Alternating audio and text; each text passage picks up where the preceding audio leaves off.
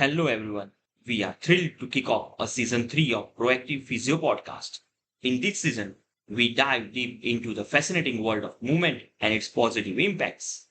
Get ready to explore, learn, and be inspired.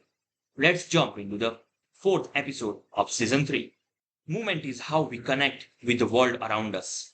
A proper movement is essential for healthy growth and function. The environment of movement shapes how we navigate the world, influencing everything from the streets and building around us to the unwritten social rules that we follow. It is not just the physical landscape like roads and parks, but also the cultural norms and expectations that guide our actions.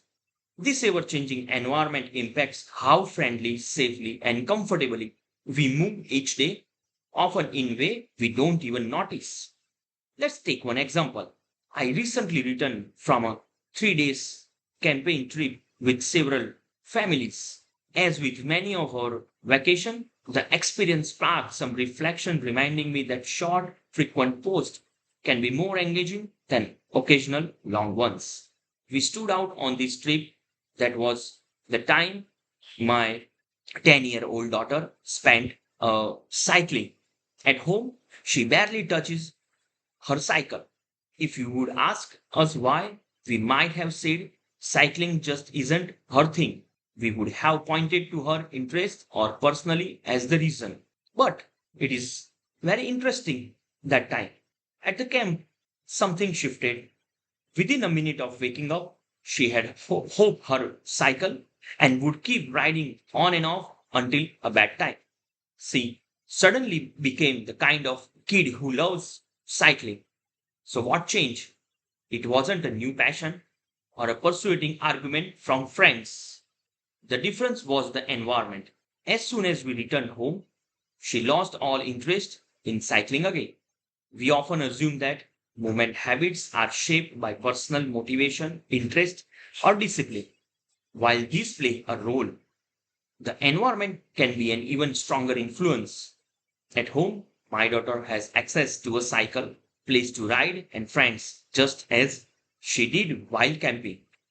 But the camp environment, perhaps less screen time, more open space, or the presence of other kids, cycling made a dramatic difference. From a system perspective, this is the classic example of a small change in the context leading to a big shift in behavior. Sometimes a subtle tweaks to our surrounding can unlock a new possibilities. We often rely on training wheels and corrective exercise. But remember, the goal isn't to boost your capacity. It is to improve your competency also. Scaling exercise is fine, but if you need to heel lift for heavy squats, consider focusing more on deadlifts, ankle mobility, or even a front squat. If you can't lift as much weight, that's okay. Unless you are competing in squat, the main goal isn't to max out the load. This is about the environmental changes. The real purpose of squatting is to build a stronger, more resilient lower body and to connect that strength with your core. Your movement is your first interaction with the environment. Only after mastering the proper movement, you should start increasing your training volume. If your movement isn't sound, you won't be able to get useful feedback and your progress may not be genuine. So focus on competency first, everything else follow. Your environment fits your movement pattern bite by bite, day by day. It is the chair that holds your hostage for 8 hours. It is the car that replaces walking.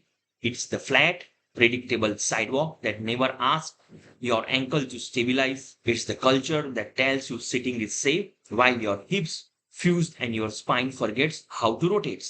This isn't just about gym or playgrounds. Your environment is the constant, invisible curriculum teaching your body that movement isn't necessary. Think about the built world, stairs replaced by elevators, floor sitting replaced by sofas, reaching overhead replaced by everything placed conveniently at waist height. Our environments are meticulously designed for efficiency, not resilience. They submit, they systematically delete the essential movement pattern, the squat, the hinge, the lunge, the reach, the rotation. We have built a world that breeds a movement illiteracy. We praise the convenience and comfort above all else. We mediate stiffness instead of moving through it. We chase a functional fitness while our daily lives are profoundly dysfunctional. We reward sitting still and punish natural restlessness.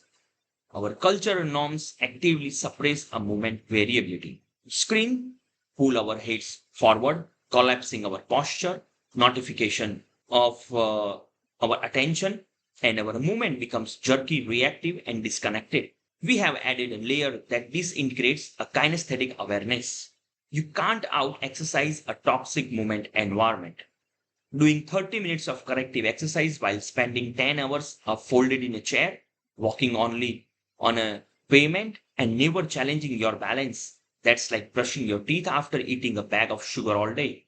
You are fighting a losing battle against the environment constant drip feed of movement poverty. So audit your movement landscape.